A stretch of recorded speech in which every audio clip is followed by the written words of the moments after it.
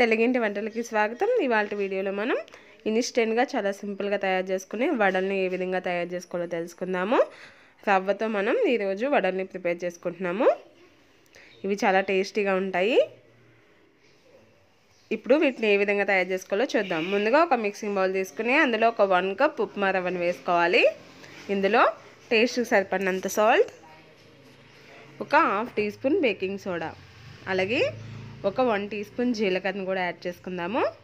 ఇందులోనే కట్ చేసి పెట్టుకున్న ఒక మీడియం సైజ్ ఆనియన్ని వేసుకుందాం.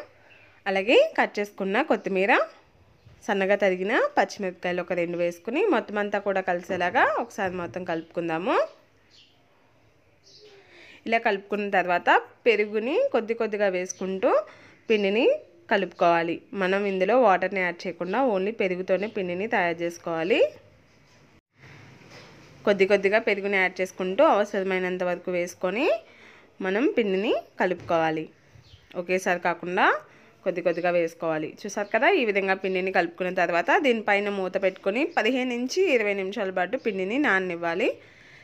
పిండి నానిన తర్వాత 15 నిమిషాల తర్వాత ఈ విధంగా చేతికి కొద్దిగా వాటర్ని అప్లై చేసుకుని సరిపడినంత పిండి ముద్దని ఈ విధంగా తీసుకుని బొటన వేలుతో ఈ విధంగా ప్రెస్ చేసుకోవాలి. ఇప్పుడు మధ్యలో ఈ విధంగా హోల్డ్ చేసుకోవాలి.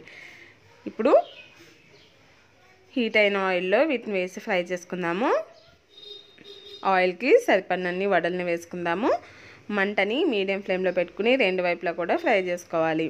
వీటిని మనం చాలా తక్కువ టైంలోనే ప్రిపేర్ చేసుకోవచ్చు. చాలా టేస్టీగా కూడా ఉంటాయి. ముందుగానే మనం పిండిని ఈ విధంగాను రుబ్బుకోకుండానే ఈ విధంగా ఇన్స్టెంట్గా తయారు చేసుకోవచ్చు. చూసారు కదా, ఈ విధంగా 2 వైపులా కూడా కలర్ వచ్చిన తర్వాత వీటిని ఒక ప్లేట్లోకి తీసుకుందాము.